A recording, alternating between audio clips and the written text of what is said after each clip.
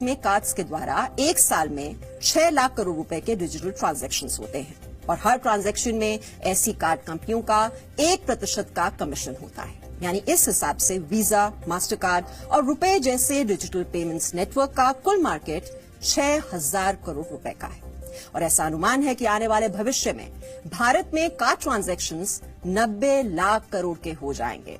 जाहिर है ऐसी स्थिति में इन कंपनियों का मुनाफा भी बढ़ जाएगा, यानी खरीदारी करेंगे आप और मुनाफा कमाएंगी वीजा और मास्टर कार्ड जैसी अमेरिकी कंपनियां।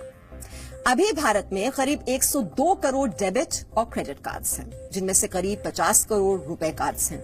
इस वजह से विदेशी कंपनियों की कमाई अभी से कम हो गई है और आने वाले भविष्य में उन्हें और भी नुकसान हो सकता है और इसीलिए ये कंपनियां डरी हुई हैं।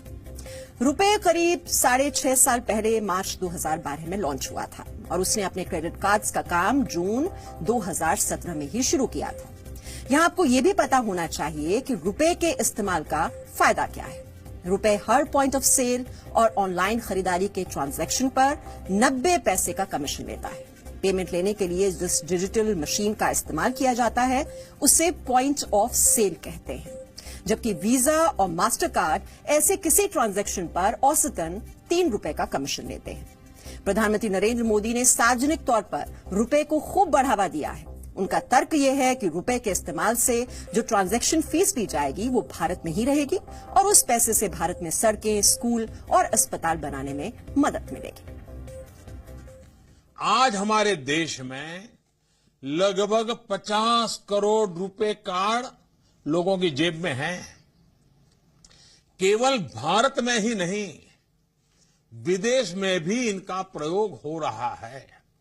हाल ही में मैंने सिंगापुर में रुपे कार्ड का प्रयोग किया और वहां कुछ सामान खरीदा। जब हम अन्य कार्ड प्रयोग करते हैं तो हमारे लेन देन पर जो कमाई होती है वो कार्ड वाले विदेश लेके चले जाते हैं, लेकिन रुपे कार्ड का जो भी कारोबार चलता है वो पैसे हमारे देश में रहते हैं, हमारे देश की भलाई के काम आते हैं, हमारे देश के गरीबों के भलाई के लिए काम आते हैं, गांव में रास्ते बनाने के लिए काम आते हैं, स्कूल बनाने के लिए काम आते हैं, अस्पताल बनाने के लिए काम आते हैं। और इसलिए जो लोग देशभक्ति की बात करते हैं ना, हर कोई सीमा पे जाके देश की रक्षा नहीं कर सकता है, लेकिन रुपे कार्ड से भी हम देश सेवा कर सकते हैं। अगर हम रुपे कार्ड का उपयोग करने की आदत डालें, आप देखिए वो भी देश सेवा का एक माध्यम बन जाएगा। और सुना आपने प्रधानमंत्री मोदी को, और इन्हीं की बातों से डर गई ये विदेशी कंपनियां। भारत में करीब 586 बैंक अपने ग्राहकों को रुपए कार्ड्स ही देते हैं। इनमें बड़े बैंकों के अलावा ग्रामीण और कोऑपरेटिव बैंक्स भी शामिल हैं। रुपे कार्ड्स की इस बड़ी सफलता के पीछे प्रधानमंत्री नरेंद्र मोदी की एक और बड़ी योजना का योगदान है। इस योजना का नाम है जन धन योजना। इस योजना के तहत गरीबों के बैंक खाते खुलवाए गए थे। अभी पूरे देश में करीब 30 करोड़ जन धन खाते हैं और इनमें से करीब 24 करोड़ खाता धारकों के पास रुपए कार्ड्स हैं। हालांकि इनमें से सिर्फ 42% कार्ड्स ही एक्टिव हैं और इसकी वजह यह है कि ये कार्ड ज्यादातर गरीब लोगों को बांटे गए हैं। इस वर्ष सितंबर में भारत में डेबिट और क्रेडिट कार्ड्स के ट्रांजैक्शंस करीब 74,000 करोड़ रुपए के थे, जो पिछले साल इसी महीने की तुलना में 84% ज्यादा है। 2017 की तुलना में 2018 में ऑनलाइन शॉपिंग में रुपए कार्ड का इस्तेमाल 137% बढ़ गया है। 2017 में ऑनलाइन शॉपिंग में रुपए कार्ड से 5,934 करोड़ रुपए की खरीदारी हुई थी, जो 2018 में बढ़कर 16,600 करोड़ रुपए हो गई और इसीलिए ये विदेशी कंपनियां घबराई हुई हैं और डोनाल्ड ट्रंप के पास जाकर अपना दुखड़ा रो रही हैं।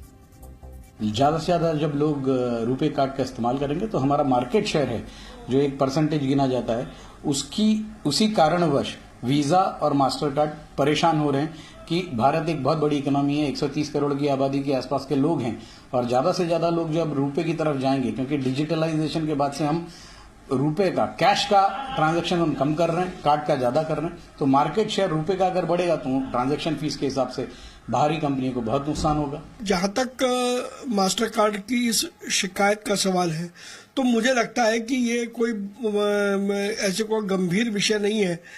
रूटीन में उन्होंने अपनी शिकायत की है तो वो अपनी शिकायत करने के लिए स्वतंत्र है अपनी सरकार को, लेकिन वास्तव में ये देखना हमको है कि क्या हम उनकी शिकायत के आगे झुक जाएंगे। ऐसा तो नहीं होगा। अगर प्रधानमंत्री रुपए को प्रमोट कर रहे हैं तो रुपए क्योंकि भारत का आधिकारिक गेटवे है तो इसमें कोई बुरी बात नहीं है। वैसे इस खबर ने आजादी के उन दिनों की याद दिला दी जब भारत में विदेशी कपड़ों की होली जलाई गई थी। अंग्रेज भारत से कच्चा माल ले जाते थे और फिर अपनी फैक्ट्रियों में उस माल से सामान बनाकर भारत में बेचते थे। इसके विरोध में भारत में लगातार स्वदेशी आंदोलन चले। 1905 में विदेशी वस्तुओं के बहिष्कार का एक बड़ा आंदोलन चला था।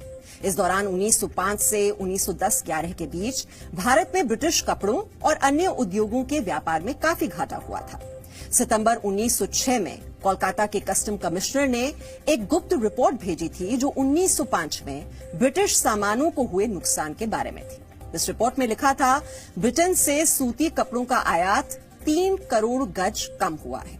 इसी तरह से जूतों के आयात में 75% की कमी आई और सिगरेट के आयात में 50% की गिरावट आई थी।